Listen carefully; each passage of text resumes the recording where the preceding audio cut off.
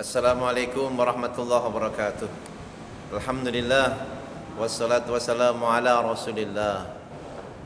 Sahabatku, saudara-saudaraku yang dimuliakan Allah SWT, semoga semua diberikan kesehatan baik lahir maupun batin.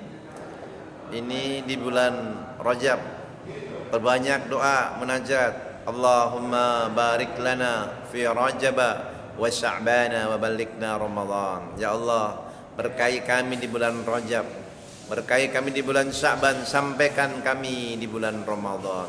Mudah-mudahan semuanya bisa berjumpa dengan bulan Ramadan. Di bulan Rajab ini termasuk bulan yang dimuliakan Allah. 4 di antara bulan haram, di antaranya bulan Rajab. Ada peristiwa di mana Nabi di Isra dan di Mi'rajkan. Nah, bagaimana dalam kehidupan kita ini juga bisa bermi'raj selain berisra.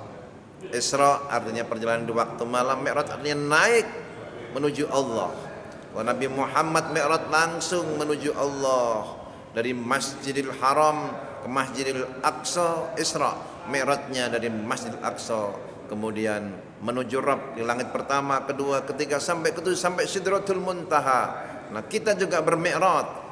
As-salatu mi'rajul mu'min. Salat adalah mi'rajnya orang yang beriman. Mi'rajnya rohani. Para nabi juga bermi'raj. Nabi Adam setelah terusir dari surga bersujud 40 tahun. Dalam sebuah riwayat, ada riwayat itu 40 yang 40 hari, tapi wallahu alam. Yang jelas beliau bersujud, lama bersujud, bermohon ampun kepada Allah. Qala rabbana zalamna anfusana wa illam taghfir lana wa tarhamna lanakunanna minal khasirin. Kami telah menzalimi diri, jika tidak engkau ampuni dan engkau sayangi kami, niscaya kami termasuk hamba-Mu yang merugi.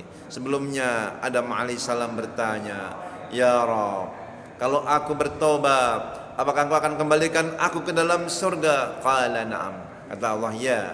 Dan Nabi Adam pun bertobat dan nanti akan dibalikin ke surga. Itu janji Allah.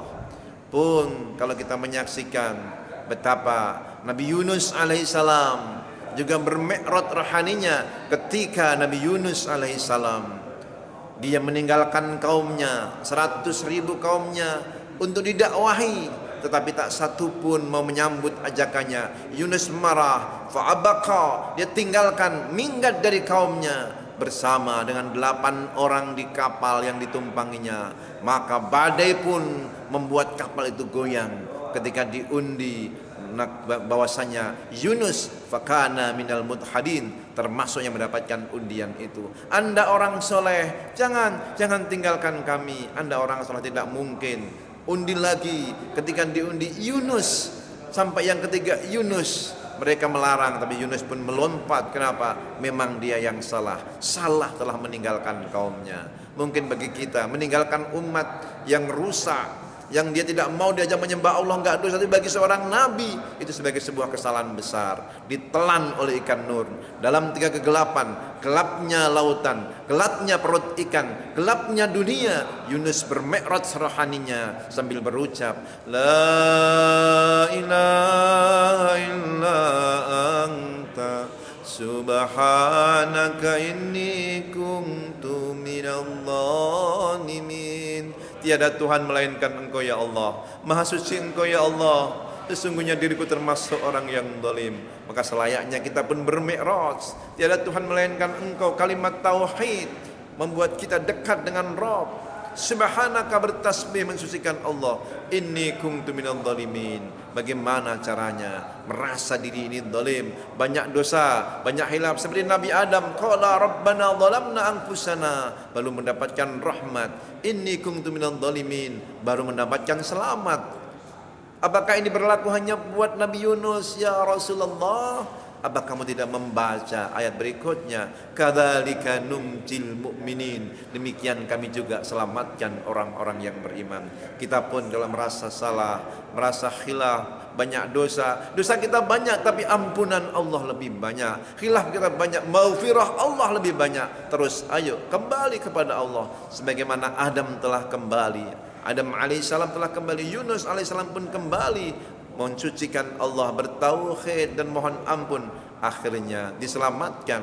Maka kita pun bisa bermi'raj rohani kita. Kalau dulu salah, dulu khilaf, maka kembali kepada Allah. Di antara jalan kembali itu menyambungkan diri kepada Allah, dirikan salat. As-salatu mi'rajul mu'min. Salat adalah mi'rajnya orang yang beriman. Aqimis salata lidzikri. Dirikan salat untuk mengingatku. Maka ketika salat, sambungkan diri kepada Allah. Satu ayat saja kita bahas dalam surah Al-Fatihah. Iyyaka na'budu wa iyyaka nasta'in. Ya Allah, hanya kepadamu kami menyembah, hanya kepadamu kami memohon pertolongan. Maksudnya apa? Kita sudah sungguh-sungguh menyembah, sungguh-sungguh pengen khusyuk, tapi kadang-kadang belok juga. Kadang-kadang kita lemah, kadang-kadang kita malas, padahal kita sudah berikrar iyyaka na'budu. Lalu bagaimana? Untuk itu biar istiqomah, maka wa iyyaka nasta'in. Ya Allah, hanya kepadamu kami memohon pertolongan, agar diri ini khusyuk, agar diri ini selalu berzikir kepadamu, selalu bersyukur kepadamu, bersabar terhadap segala keadaan ujian yang menimpa kami.